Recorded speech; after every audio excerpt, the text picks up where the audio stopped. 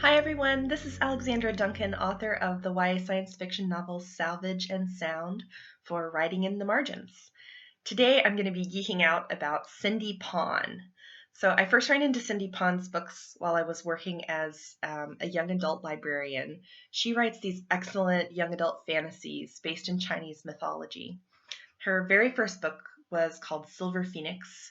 In it, 17-year-old Eiling sets out on a quest to find her missing father, and along the way she meets a young man named Chen Yang, who is the illegitimate son of the emperor and the emperor's concubine and a foreign visitor to the court. So intrigue.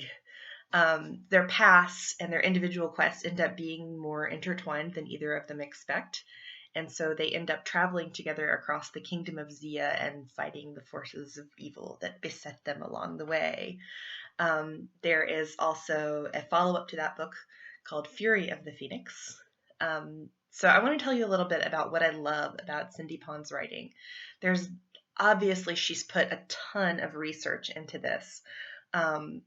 Every once in a while you find a book that just really goes like right to the center of your brain where you respond to mythological things that just feel really epic. And the Phoenix books feel like that to me. I have that same feeling that I felt the first time I read J.R.R. Tolkien, the Lord of the Rings, that they had that same depth and richness of that background in mythology. It's so cool.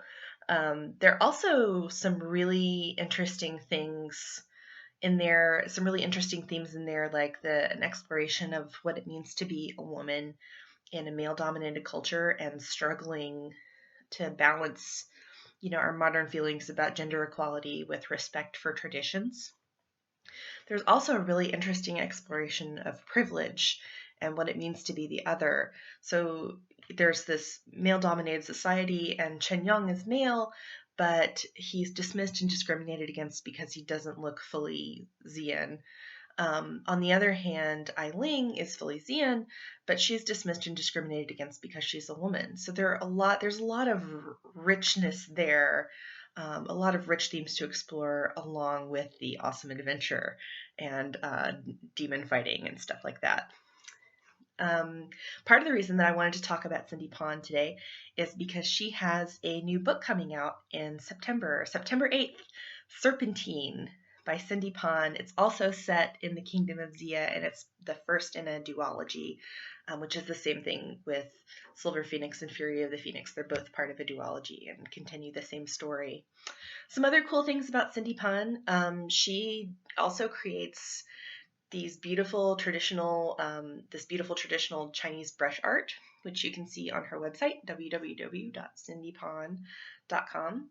She and Melinda Lowe are also the creators of the really excellent website Diversity in YA, which you should all check out if you haven't already. But since you're listening to this, maybe you have. If you haven't, go there right away. She also sits on the advisory board of We Need Diverse Books. So she is an awesome writer. You should read everything by her. If you have any recommendations for read-alikes to Cindy Pon, please leave them in the comments. Or if you just have any suggestions for diverse books in general, maybe something that we could read in the future and spotlight. Also, don't forget to check out the other excellent vlogs on our channel, Writing in the Margins. Thanks for listening.